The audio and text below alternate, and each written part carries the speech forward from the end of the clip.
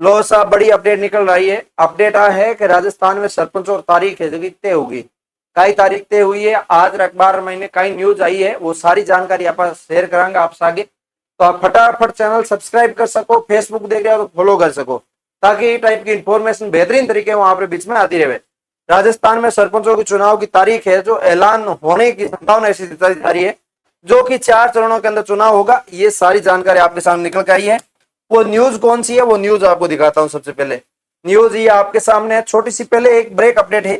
इस अपडेट के अंदर आप देख रहे हो कि राजस्थान के अंदर क्या अपडेट था, क्या इसकी वजह से चुनाव लेट हो रहे थे।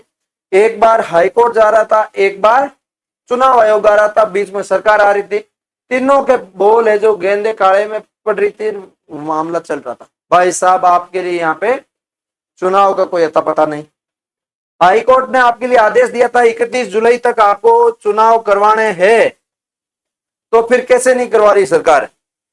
सरकार ने क्या किया, ओबीसी आयोग की रिपोर्ट है वो नहीं आई, वो आएगी तब हम आपको चुनाव करवाएंगे। उसके बाद हुआ क्या, ओबीसी आयोग के लिए लोगों को लगा दिया, शिक्षकों को लगा दिया और सबको लगा दिया कि आप हमें ओबीसी आयोग की रिपोर्ट दीजिए।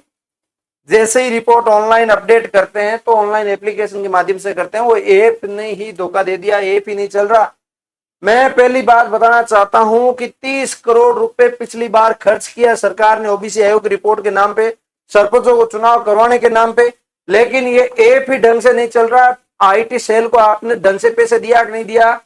अच्छे पैसे देते तो ये अच्छा काम करता, और काम अच्छा नहीं होता तो हमें दीजिए, हम आपको करवा के देंगे। हमारी कंपनी आपको करके देगी, बेहतरीन तरीके से आपका एप्लीकेशन पूरा सिस्टमेटिक काम करके देगी, और कभी रुकेगा नहीं, कभी थमेगा नहीं। आप ही काम करते थकोगे, एप्लीकेशन नहीं थकेगा। ये सारी चीजें तो अब इसके अंदर मास्टर जुटे हुए हैं सुचारू रूप से कम आपको इसके अंदर आयोग ने पिछले दिनों में पंचायती राज, स्वास्थ्य, स्वायत्त शासन विभागों में नई पंचायतों और शहरों निकायों की जानकारी मांगी है, ताकि वहां लगाए जाने वाले प्रकरणों को ओबीसी की 92 जातियों की जानकारी दी जा सके। ये सारी जानकारी थी। और नहीं मिल रहे कर्मचारी, ये बहाना निकालना था, छोड़ो ना भाई साहब, कर्मचारी बहुत बैठे हैं। मारे जेड़ा बेरोजगार बैठे घना ही है भाई, काम कराना चाहिए। प्राइवेट कंपनी ने ठेको दो, तुरंत काम हो जाओगे धारो। तो सारी चीजें हैं, कराना चाहिए, लेकिन सरकार की नीयत नहीं है कराने की।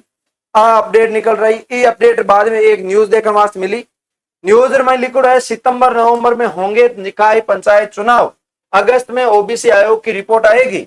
ये सारी जानकारी यहाँ पे कोर्ट के अंदर एक लोडा जी करके विधायक थे, वो गए थे और याचिका लगाई थी 31 जुलाई तक चुनाव नहीं हो रहे इसके बदले में।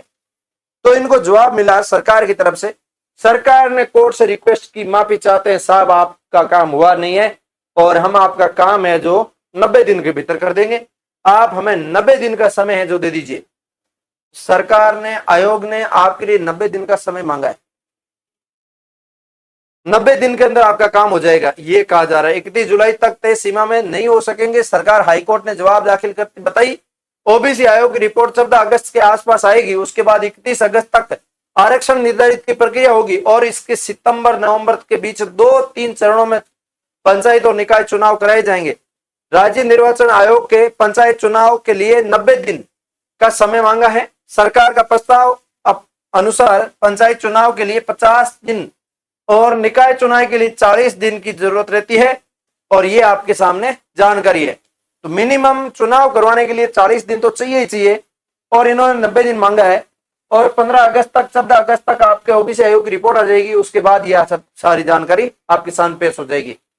कोर्ट में सरकार 2-3 दिन में चुनाव में देरी की वजह बताएगी। सरकार 2-3 दिन में हाईकोर्ट में प्रस्ताव पेश करेगी कि इसमें मानसून दौरान चुनाव करवाने की दिक्कत आ रही है। ओबीसी आयोग में लंबित रिपोर्ट में आरक्षण की प्रक्रिया को हवाला देते हुए सरकार का कहना है कि इन कारणों के सितंबर में चुनाव कराना अधिक व्यवहारिक होगा।